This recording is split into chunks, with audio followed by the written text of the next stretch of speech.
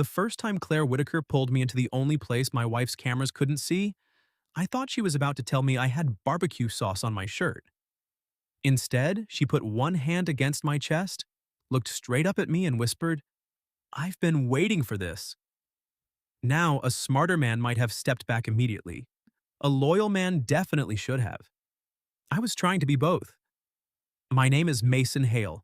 I was 27 years old, married for 3 years, and if you asked my wife Natalie what I was good at, she'd say, he fixes things. Not in a romantic way, not in a proud way, more like she was describing a drawer full of Allen wrenches. I worked as a project coordinator for a small remodeling company outside Nashville, which meant I spent most of my days making sure other people's houses didn't fall apart. Then I came home and made sure mine didn't either. Loose cabinet hinge? Mason. Leaking hose bib? Mason. Natalie's boutique event business needed shelves built, lights hung, invoices sorted, deliveries picked up, clients soothed, and 100 folding chairs unloaded from a rented van on a Saturday morning. Also Mason. For a while I didn't mind. I loved being useful to someone I loved. There's a difference, though, between being appreciated and being assigned. I didn't notice exactly when Natalie stopped looking at me like her husband and started looking at me like reliable equipment. It happened in pieces. A small interruption when I spoke. A joke at dinner about how I was not exactly a big picture guy, but very handy. A smile she saved for clients, neighbors, and the guy who owned the wine bar where she hosted bridal tastings. With me, she used efficiency. Mason, can you grab the coolers? Mason, the bulb over the porch is out. Mason, don't wear that shirt. It makes you look like you're about to ask someone where the nearest Home Depot is. That last one happened the afternoon of her backyard client mixer. I was standing in our bedroom wearing a clean navy button-down I had ironed myself. Natalie glanced up from her phone, made the comment, and went back to typing. I looked down at my shirt. "It's just a shirt," I said. "It's fine." She sighed like I had forced her to choose between two tragedies. "Just roll the sleeves. You look better when you're doing something." That was the kind of sentence that sounds harmless until it follows you around all day. By 5 o'clock, our backyard looked like one of Natalie's mood boards had come alive. String lights, white linen cocktail tables, buckets of flowers. A grazing table she had arranged twice and then rearranged because, in her words, cheese has direction. I had spent the afternoon hauling, leveling, plugging in, and pretending not to notice the 4 black security cameras mounted under the eaves. Natalie had installed them 2 months earlier after someone stole a package off our porch. At first, I thought it was smart. Then she downloaded the app and started checking it like a second pulse. "Why did you come home at 6:42 yesterday? Who was on the porch with you? You stood by the mailbox a long time." It was never quite an accusation, just a question sharpened until it could cut. The funny part was, Natalie told everyone the cameras made her feel safe. They made me feel watched. Claire arrived at 5:18 carrying 2 bakery boxes and wearing a rust-colored wrap dress that made half the men in the yard forget what they were saying. I noticed. I wish I could claim I didn't, but marriage does not remove your eyes. It's what you do after noticing that matters. Claire was Natalie's best friend from college. 26, sharp as a tack, funny in that dry way that made people lean closer because they weren't sure if they'd just been insulted or invited into a private joke. She worked as a graphic designer and had done most of Natalie's branding for free, which meant she was also familiar with being thanked like an appliance. She found me near the side gate trying to zip tie a sagging strand of lights to the fence. "You know," she said, "most people greet guests with hello." I looked down from the step stool. "Most guests don't arrive carrying pastry like a hostage exchange. These are lemon tarts. Show respect." "I respect all desserts equally." "No, you don't. You're a pie man." I paused. She lifted an eyebrow. "Thanksgiving, 2 years ago, you gave a 10-minute argument for why cake is just bread with better public relations." I laughed despite myself. "I stand by that." "I know. It was the first time that night you looked alive." That landed differently. The yard noise blurred for a second. Clinking glasses, Natalie laughing too brightly near the patio, someone asking where the restroom was. Claire's face softened like she regretted saying it out loud. Before I could answer, Natalie called from across the yard. "Mason, can you not flirt with my friends while the lights are crooked?" A few people laughed. Not cruelly, not loudly, just enough. My hands tightened around the zip tie. Claire's smile vanished. I asked him about dessert, she said, turning toward Natalie. Natalie waved a hand. Relax, Claire, I'm joking. Mason knows I'm joking. That was the magic phrase. Mason knows, Mason understands. Mason won't make this awkward by admitting it hurt. So I smiled. Because reliable equipment doesn't bleed in public. Claire stepped closer to the stool and held the light strand steady. Her fingers brushed mine, brief, accidental, warm. I looked at her, and for a second there was no joke in her eyes. No pity either. That was worse. Pity I could reject. Being seen, I didn't know what to do with. Thanks, I said quietly. She looked at the crooked lights. You're welcome. And for the record, they were not crooked. They were relaxed. I almost smiled. Almost. The evening rolled on. Natalie moved from group to group, glowing under the string lights, telling clients charming stories about near disasters she had turned into perfection. Twice those stories involved me fixing something at the last minute. My emergency handyman, she said once, squeezing my shoulder without looking at me. Her hand left as quickly as it came. Claire saw that too. Around sunset, I went inside to get more ice from the garage freezer. When I came back through the mudroom, I heard voices in the hallway, Natalie and Claire. I stopped before they could see me. You need to stop doing that, Claire said. Doing what? Treating him like staff. A silence followed. Then Natalie laughed, low and annoyed. Oh, come on. I'm serious. He loves you, Nat, and you keep acting like that makes him convenient. You don't know my marriage. I know what it looks like when a man is shrinking in his own house. My throat tightened. Natalie's voice dropped. Careful. No, you be careful. Because one day he's going to realize being useful isn't the same as being loved. I stepped backward, my shoulder bumping the doorframe. Both of them went quiet. I walked into the garage before they could come out and caught my reflection in the dark window above the freezer. Navy shirt, rolled sleeves, tired eyes. A man who could fix almost anything except the thing he slept beside. I stayed in there longer than I needed to, one hand resting on the freezer lid, trying to breathe like I hadn't just heard my wife's best friend defend me better than my wife had in months. When I finally returned to the yard, Natalie was laughing with a man near the far table. I recognized him from the wine bar. Graham something. Polished shoes, expensive watch, hand resting too casually on the back of Natalie's chair. Claire stood alone near the side of the house watching them. Then she looked at me. Not guilty, not innocent either. Like she had reached the edge of what she could keep pretending not to know. I carried the ice bucket to the bar, nodded at a guest, and tried to move past her. Claire caught my wrist. Not hard. Just enough to stop me. Mason, she said under her breath. Come here. Claire. Please. There was something in her voice I had never heard before. Not panic, not flirtation. Resolve.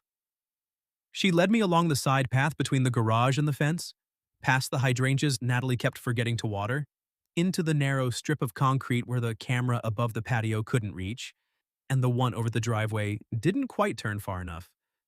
I knew that blind spot because I had installed the cameras. Claire knew it because Natalie had bragged about the app for 20 minutes the night they went up. The music from the backyard faded behind the garage wall. The air smelled like cut grass, sugar, and the lemon tarts Claire had brought. She turned so quickly I almost bumped into her. Her hand landed against my chest. My pulse answered before my conscience could. She looked up at me close enough that I could see a tiny fleck of gold near her left iris. I've been waiting for this, she whispered. I swallowed. For what? Claire glanced toward the backyard, then back at me. For you to finally be somewhere she can't watch you. Claire's hand stayed on my chest for 1 second too long. Or maybe I noticed it for 1 second too long. Either way, I stepped back. Not sharply, not like she had done something wrong, but enough to remind both of us that I still wore a wedding ring and she was still my wife's best friend. Claire noticed. Of course she did. Her hand dropped. Good, she said softly. I blinked. Good? I needed to know you'd step back. That was a test? No. She looked toward the backyard where Natalie's laugh lifted above the music. It was a hope. I didn't know what to do with that. So I did what men like me do when feelings start carrying tools we don't recognize. I got practical. Why are we hiding from cameras?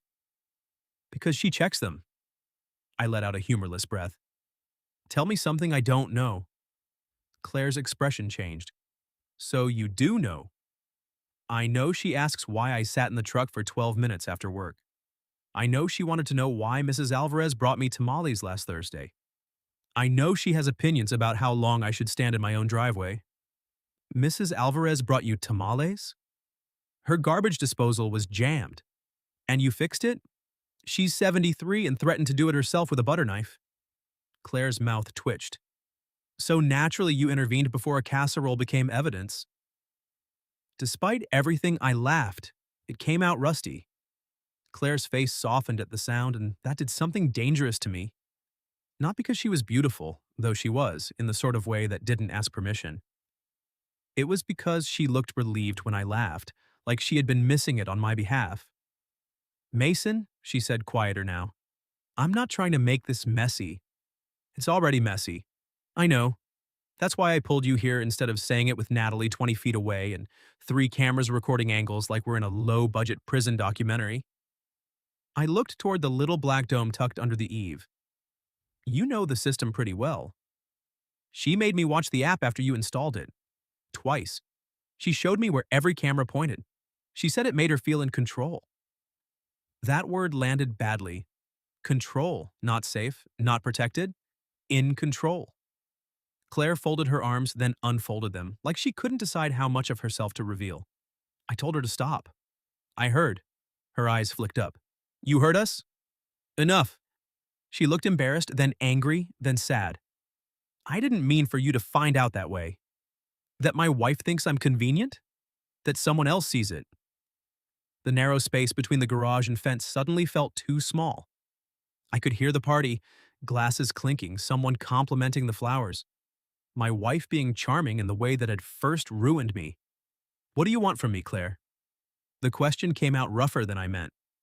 She took it without flinching. I want you to stop believing disrespect is the price of loyalty. I looked away. There are sentences that walk straight into rooms you nailed shut years ago. Claire's voice gentled. And before you decide I'm some awful woman trying to steal her friend's husband, I'm not. I have argued for your marriage more than Natalie knows. I told her you were kind. I told her you were patient. I told her she was lucky. And she said luck was not the same as chemistry. I felt that one behind the ribs. She said that? Claire nodded once. A part of me wanted to defend Natalie. Reflex, probably. Habit. But defending someone gets harder when the truth is standing there with receipts in its pocket. She used to look at me differently, I said. I know. You don't, actually. I know enough. Claire's eyes held mine. I know last Christmas you spent 4 hours building her booth backdrop in a storage unit with no heat, and when someone complimented it, she said, he likes projects. Not thank you. Not my husband made that. Just, he likes projects. I remembered the cold in my fingers, the little space heater that kept tripping the outlet. Natalie's quick kiss on my cheek when we loaded it into the van, distracted, already on her phone. Claire remembered too. Not because it had mattered to her business, because it had mattered to me. I swallowed. Why are you telling me this now? Her breath caught, and for the first time since she pulled me into the blind spot, she looked afraid. Not of Natalie, of herself. Because tonight she said something to Graham that made me realize she isn't just careless anymore. The name tightened every muscle in my back. What did she say? Claire opened her mouth, then Natalie's voice rang out from the patio. Mason? We both froze. Mason, where are you? Claire stepped away so fast her shoulder hit the fence. I moved first because panic looks worse when you give it time to dress itself. Coming, I called. I walked out from the side path with the empty ice bucket still in my hand, like that explained anything. Claire followed 3 seconds later, carrying nothing, which explained absolutely nothing. Natalie stood under the string lights, phone in one hand, smile in place. Not her real smile, her company smile. There you are, she said. The camera cut out on the side yard for a second. I looked up. No, it didn't. Her eyes narrowed just a fraction. I knew the system better than she did. There was no camera in that strip, no cutout, no glitch. She was fishing. Claire drifted past us toward the dessert table. Relax, Nat. I cornered him to ask about the garage shelves. Natalie's smile sharpened. Of course you did. The words were small, the meaning wasn't. I set the bucket down. Do you need something? Natalie's gaze moved over my face, then Claire's back, then my face again. Yes. The projector won't connect. Of course it wouldn't. I fixed it in 2 minutes while Natalie stood beside Graham and said to the circle around her, See, this is why I keep him. People laughed again. This time I didn't smile. Neither did Claire. After the guests left, the house looked like a magazine had been mugged. Flowers slumped in vases, plates everywhere, half-empty glasses on ledges no sane person would use for glassware. Natalie kicked off her heels by the back door and stretched. I'm exhausted. I'll clean up, I said. I figured. No cruelty in her voice. That almost made it worse. She walked upstairs with her phone, already scrolling, leaving me in the wreckage of an evening I had helped build and wasn't invited to enjoy. I was stacking plates when Claire came back through the gate. She had changed into flat sandals and tied her hair low at the back of her neck.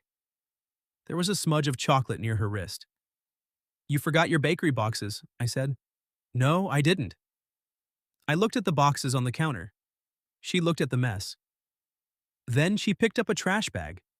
Claire, you don't have to. I know. That stopped me. She opened the bag with a sharp snap. That's why it counts. For 20 minutes we cleaned without talking much. It should not have felt intimate. It was trash bags and sticky plates and folding cocktail napkins. But she moved around me like we had done this before, handing me things before I asked, nudging a chair out of my path with her foot. Catching a glass I almost knocked over and giving me a look. Project coordinator, she said. I coordinate projects. I don't personally guarantee stemware survival. That should be on your business card.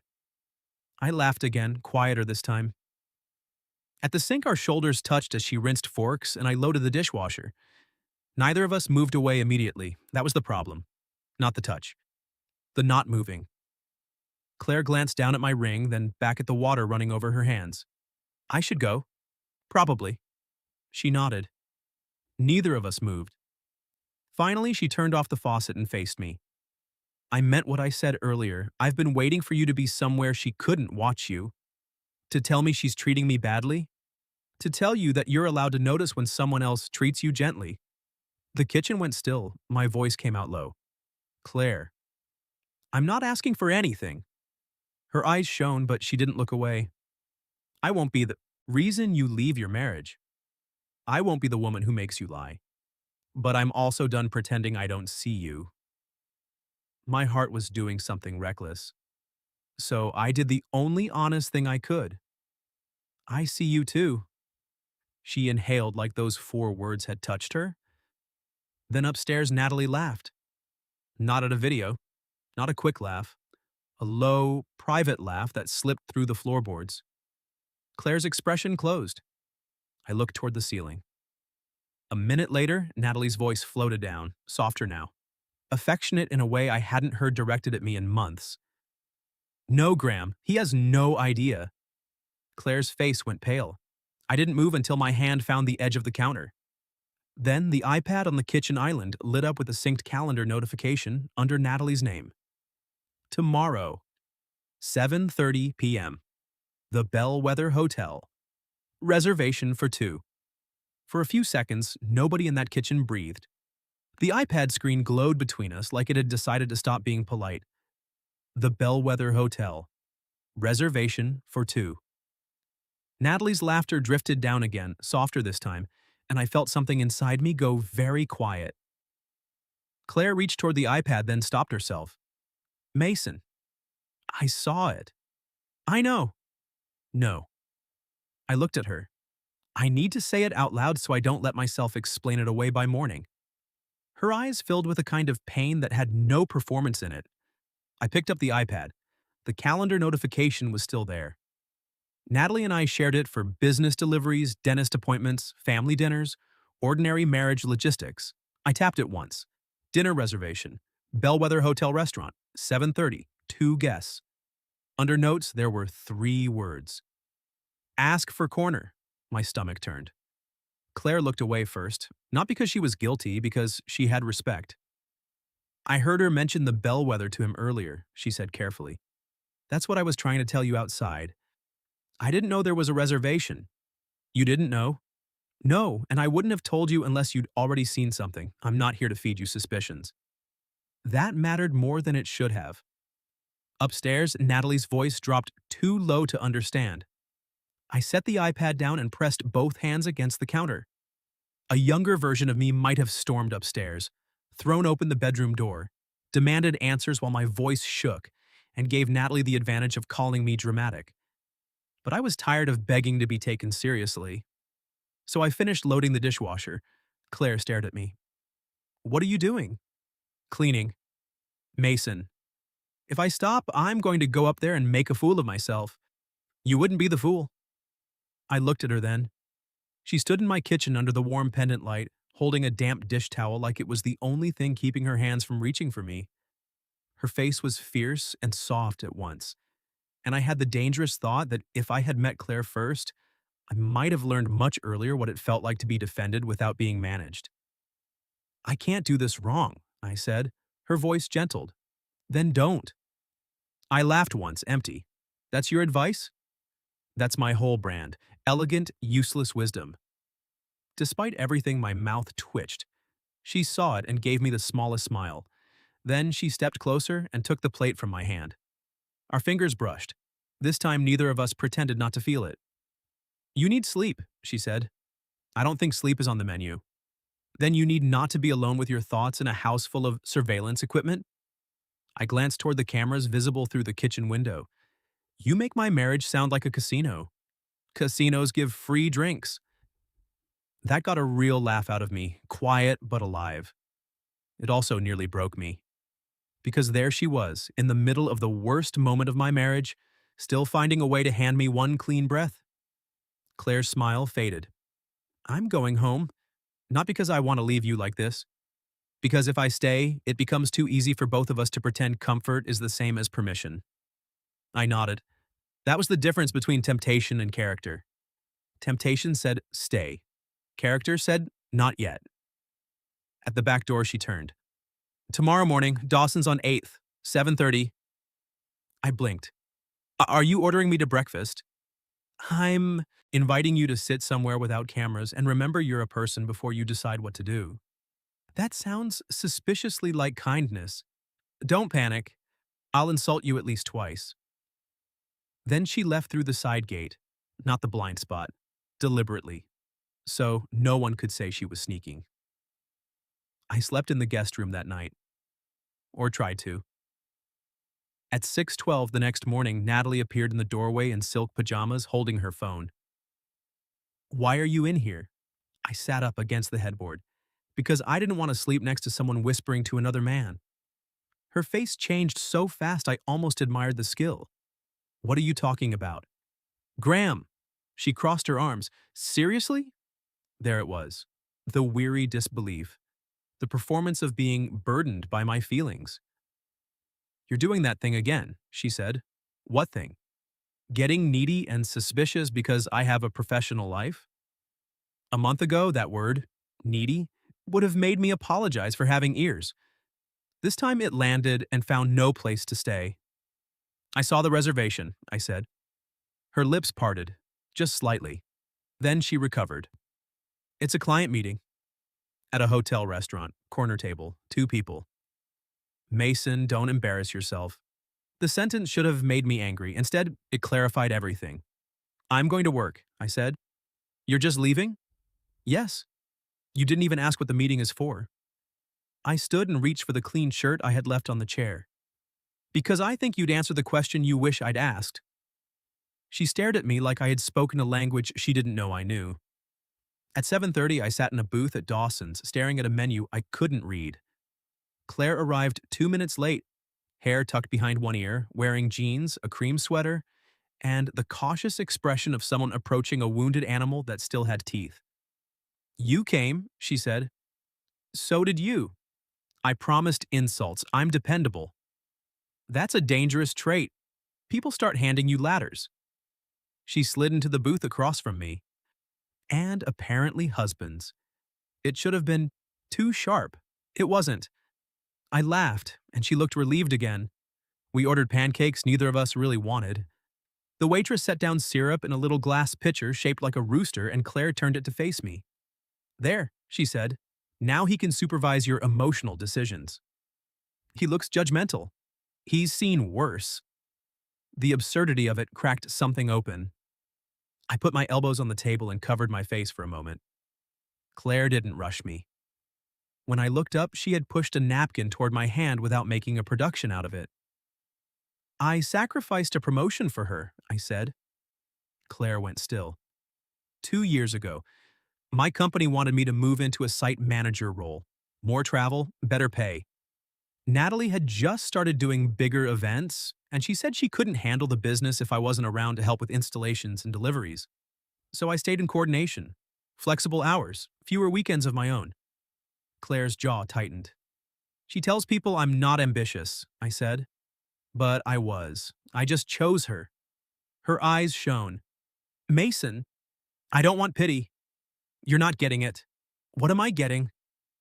She reached across the table, palm up, not grabbing, offering. I stared at her hand.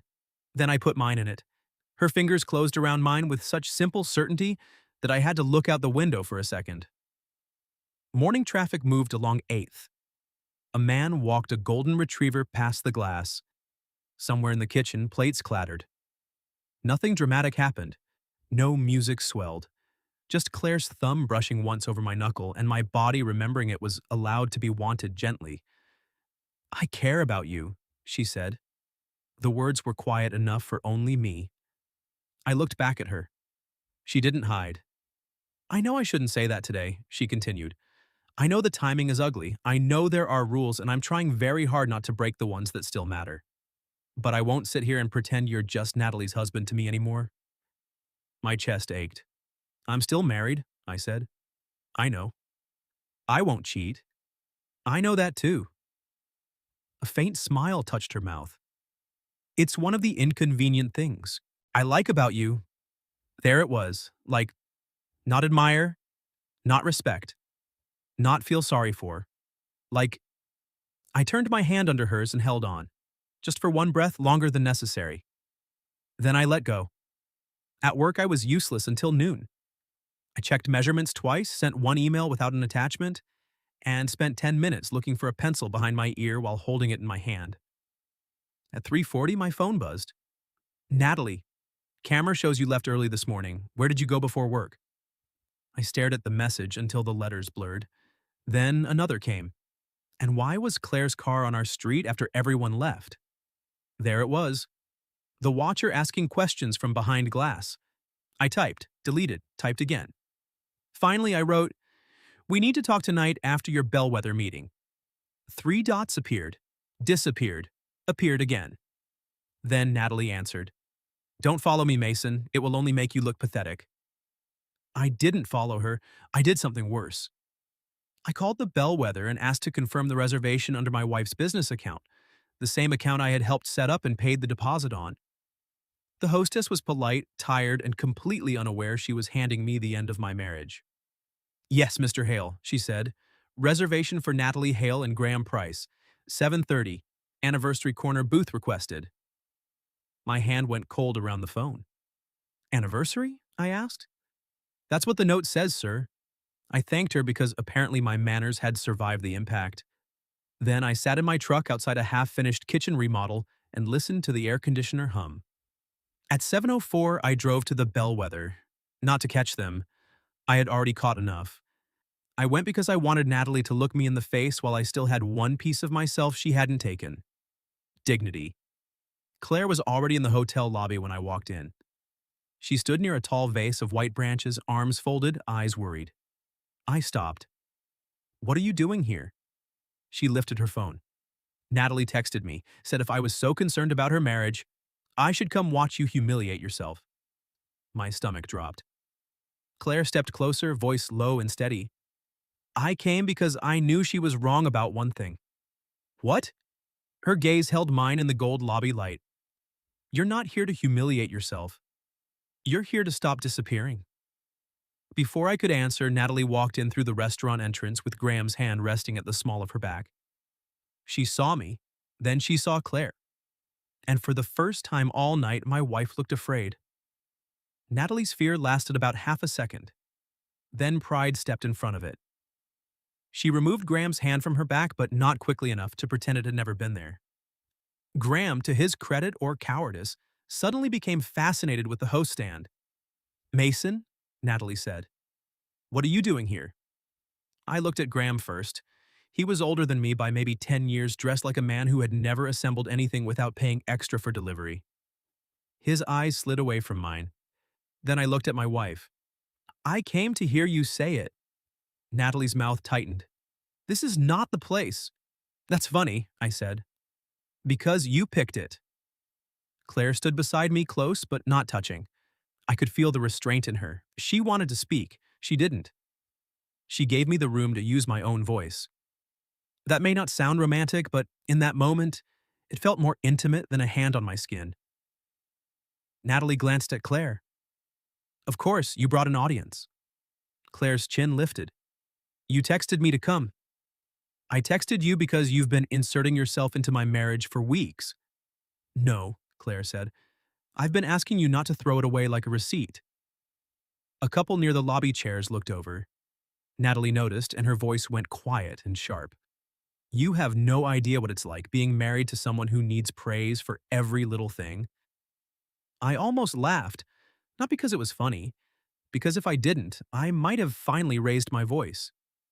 Every little thing, I repeated. The shelves, the booths, the deliveries, the loan from my savings when your first big event ran over budget, the promotion I turned down because you needed me available, the weekends, the late nights, the cameras I installed because you said you didn't feel safe. Her eyes flashed. Don't make this sound noble. It wasn't noble, it was marriage. Graham cleared his throat. Maybe I should. Yes, Claire said without looking at him. You should. He didn't move. Natalie took a step closer to me.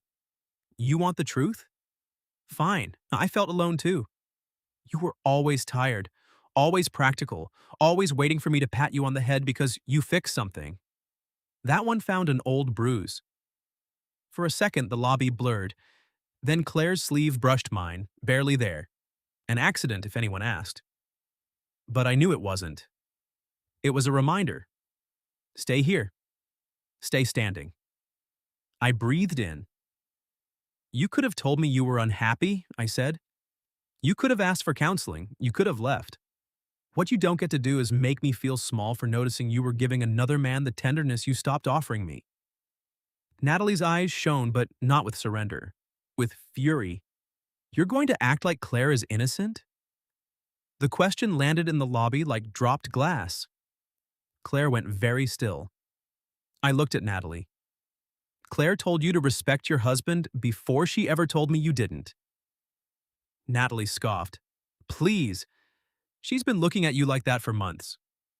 I turned to Claire then. It was the wrong place to look at her, and exactly the right one. Her face flushed, but she didn't lower her eyes. She held mine with that same brave, impossible steadiness from the blind spot, not asking me to save her, not begging me to deny it, owning the truth without making it cheap. Something in me shifted. I'm not discussing Claire with you, I said. Natalie blinked. I slipped my wedding ring off. The motion was small, quiet. It felt louder than shouting. I set it on the little marble table beside the vase of white branches. I'm discussing us, and there isn't an us anymore. Her face changed then, not softened. Changed.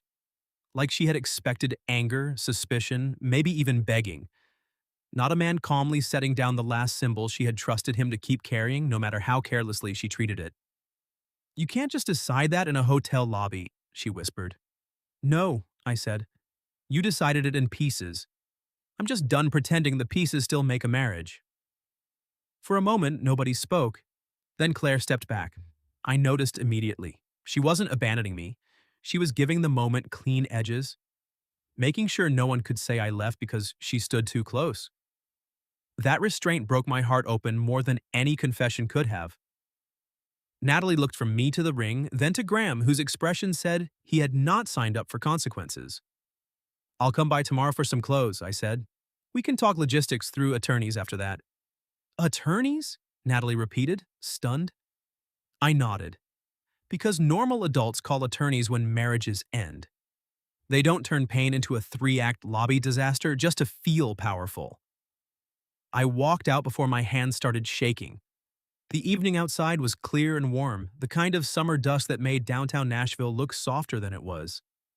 I got halfway down the block before I had to stop beside a closed flower shop and grip the brick wall. My body finally caught up. Claire found me there 2 minutes later. I heard her footsteps slow. Mason. I'm okay. No, you're upright. Different category. A laugh escaped me, broken at the edges. She came to stand beside me, leaving enough space that I could choose whether to close it. I did. Not all the way. Just enough that our shoulders touched. I left my ring on a hotel table, I said. I saw. That was dramatic. It was very tasteful. Excellent use of marble. I looked at her. She was trying to make me smile. It worked, barely. Then her expression softened. I'm proud of you, she said. The words hit me harder than I expected. I looked down the street because my eyes had started doing something I didn't authorize. Don't say that unless you mean it. I mean it? Claire, I mean it, she repeated. And I know this is complicated. I know you're hurt. I know I cannot be the bandage you put over a divorce. You're not. Good. I turned toward her. You're the first person in a long time who made me remember I was more than what I could do for someone. Her breath caught. A car passed. Somewhere behind us, people laughed outside a bar. Life continued with offensive confidence. Claire's voice was almost a whisper. I wanted to kiss you in that blind spot. My pulse kicked hard. I know. Her brows lifted. You knew? I'm not dead, Claire. There it was again, that small smile. Could have fooled me at the party. I was trying to behave. So was I. How do we do? She looked at the empty space where my ring had been. Better than some, worse than saints. I laughed for real then. The sound faded, leaving us standing too close on a sidewalk with a marriage ending behind me, and something unnamed breathing between us. I can't ask you to wait, I said. I'm not a train mason. I mean it. So do I. She faced me fully. I'm not putting my life on a shelf while you sort yours out. But I'm also not going to lie and say I don't want you. I do. Not because you're wounded. Not because Natalie failed to value you. I want you because you listen like it cost you something. Because you fix things without announcing yourself as a hero. Because you once spent an entire party moving a space heater from outlet to outlet so the caterer's grandmother wouldn't be cold, and you thought nobody noticed. My throat tightened. You notice that? I notice you. There are moments when attraction stops being heat and becomes recognition. That was what happened there. I lifted my hand slowly, giving her every chance to step away. She didn't. My fingers touched her cheek and she leaned into my palm with a small, honest breath that nearly undid me. I'm separated as of 20 minutes ago, I said. Emotionally longer. Legally not yet. I need to do this clean. I know. But I need you to know something too. Her eyes searched mine. When I am free to choose again, I said, I already know who I want to ask first. Claire's eyes filled. That is a very careful confession, she whispered. I'm a very careful man. No, she said, smiling through the shine in her eyes. You're a good man trying not to use carefulness as a hiding place. That one got past every defense I had left. I leaned in, slowly, still giving her room. Claire met me halfway. The kiss was not desperate. It wasn't the kind of kiss that tries to erase consequences. It was soft, trembling, and brief, full of everything we were not yet allowed to rush. When we pulled apart, she rested her forehead against mine. "Now what?" I whispered. "Now," she said, "you go stay somewhere that doesn't have your wife's cameras pointed at the driveway." I huffed a laugh. And after that, her thumb brushed the side of my hand right where the ring had been. "After that, Mason Hale, you build a life you actually want." My phone buzzed before I could answer. A message from Natalie. "Front porch camera is off. Where are you sleeping tonight?" Claire read my face before I spoke. This time, the question didn't make me feel trapped. It made my decision simple. I looked at Natalie's message until the screen dimmed. "Front porch camera is off. Where are you sleeping tonight?" For once, I didn't explain myself. I didn't defend. I didn't offer a repair. I typed one sentence. "Somewhere I can't be watched." Then I turned my phone off. Claire read the answer in my face and gave a small nod. "Good. I don't have a bag. You have a truck, a wallet, and the emotional stability of a folding chair. We'll solve one problem at a time." I laughed because she was right and because laughing beside her felt like finding a window in a locked room. She didn't invite me to her place. I didn't ask. Instead, she drove behind me to a clean little hotel near my office. In the lobby, under fluorescent lights that made everyone look like they owed money, she stood with me while I booked a room. When the clerk handed me the key card, Claire touched my sleeve. "I'm going home," she said. "I know." Her eyes searched mine. "Do you?" "Yes. Because I want to stay." My chest tightened. She said it plainly, not coy, not dramatic, just honest. "I want you to stay too," I said. The air changed between us, then I added, "But I want our first real morning to have no guilt in it." Claire's mouth trembled into a smile. That was annoyingly honorable. "I've been called worse. By me, eventually. I look forward to earning it." She stepped closer, rose on her toes, and kissed my cheek. Soft, deliberate, more intimate than it should have been. "Call an attorney tomorrow," she whispered. "I will. And eat something that isn't hotel vending machine sadness." No promises. She pointed at me as she backed toward the doors. "Mason Hale, if you begin your new life with powdered donuts and a room temperature cola, I will lose respect for you." There it is. What? The first insult. She smiled then, fully, and walked out into the warm night. I stood there with a key card in my hand, my ring missing, my marriage ending, and for the first time in months, I felt lonely in a way that had hope inside it. The next morning, I called an attorney. Then I called my boss and asked if the site manager position was still open. It wasn't the same one from 2 years earlier, but there was another opening coming up in the fall. More responsibility, more travel, more money, more of the man I had slowly packed away. My boss paused after I asked. "About time," he said. Divorce did not make me instantly wise. It made me tired, broke in several inconvenient places, and very familiar with paperwork. Natalie and I sold the house. The cameras came down before the listing photos were taken. I did it myself on a clear Saturday morning, while Natalie watched from the driveway, arms folded. For a minute, neither of us spoke. Then she said, quieter than I expected, "I did love you once." I held the last camera in my hand. "I know. I don't know when I stopped respecting you. That was the part that mattered." She looked away. There wasn't a grand apology, not the kind people imagine, just a tired woman standing in front of a house full of consequences. Graham didn't last, from what I heard. Men who enjoy being chosen in secret rarely enjoy becoming part of the cleanup. Claire didn't gloat when I told her. She only said, "I'm sorry it hurt." That was one of the reasons I fell in love with her. She never needed my pain to prove she had been right. For 3 months, Claire and I were careful. Not cold. Careful. We met for breakfast at Dawson's on Wednesdays when my job schedule allowed. We walked through Centennial Park on Sunday afternoons. We argued about movies, taco trucks, and whether a person who owned 6 nearly identical black pens had a system or a cry for help. She kept choosing the seat beside me instead of across from me. I kept noticing. One evening in October, after the divorce papers were signed, I took her to the bellwether. She stopped on the sidewalk and stared at the sign. Mason.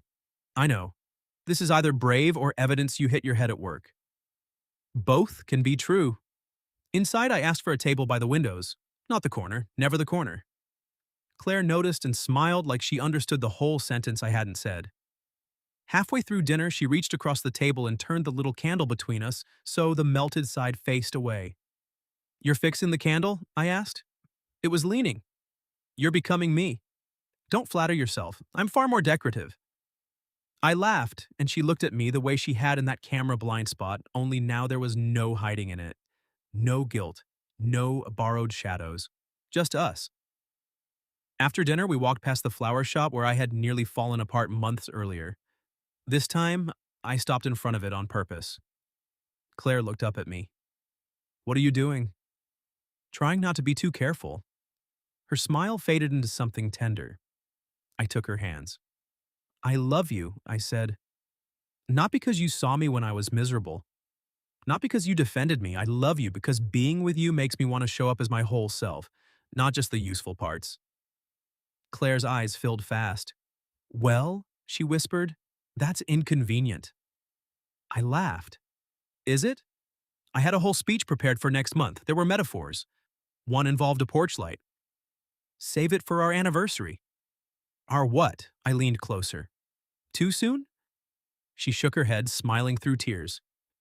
No, just nice to hear you want one. Then she kissed me on that sidewalk, under a dry, ordinary sky, with cars passing and strangers walking by and nothing dramatic helping us along. We didn't need weather. We had chosen. By the following spring, I had the site manager job. Claire had moved her design work into a small studio with brick walls and terrible plumbing, which I was not allowed to fix without submitting a written proposal because, in her words, romance dies when you assume jurisdiction over a sink. I fixed it anyway. She paid me with takeout dumplings and a kiss that made the invoice very difficult to enforce. A year after the night at the bellwether, we moved into a rental bungalow with no exterior cameras. We did put up one doorbell camera after somebody stole a planter from the porch, but the app lived on both our phones and neither of us used it as a leash. Trust, I learned, is not the absence of locks. It's not treating the person you love like a suspect. 2 years later, I married Claire in a small garden behind her parents' house. She wore an ivory dress with tiny embroidered flowers at the sleeves. I cried before she reached the aisle, which she later called an aggressive choice. At the reception, someone asked her when she knew. Claire looked at me across the table, eyes bright. When he stepped back, she said. The first time, in the blind spot. That was when I knew he was the kind of man I could trust with wanting. I had to look down for a second. Even now that memory gets me. Not because it began with temptation, but because it became a test of what love should be. Not possession, not surveillance, not usefulness mistaken for devotion. Love, the real kind, leaves room for dignity. It notices the quiet labor. It says thank you before resentment turns a home into a workplace. And when it reaches for you, it does not drag you into darkness to hide forever. It takes your hand until you're ready to stand in the light. Last week, I came home to find Claire on our porch, arguing with the doorbell camera because it had mistaken a passing squirrel for a delivery driver. You installed a judgmental machine, she told me. You approved the purchase. I was young. You're 28. You heard me. I kissed her right there on the porch, in full view of the camera, the street, the squirrel, and anyone else who cared to witness it. Then Claire leaned her forehead against mine and whispered, no blind spots anymore. And that, more than anything, felt like coming home. What would you have done if your wife's best friend pulled you into the only place the cameras couldn't see and told you she'd been waiting for that moment? And have you ever realized someone was treating you like you were useful but not truly loved? Tell me your story in the comments. And for those who'd like to be a little closer to us, we've opened memberships where you'll get shorter exclusive stories every week with no ads. If you like this one, leave a like, subscribe, and I'll see you in the next video.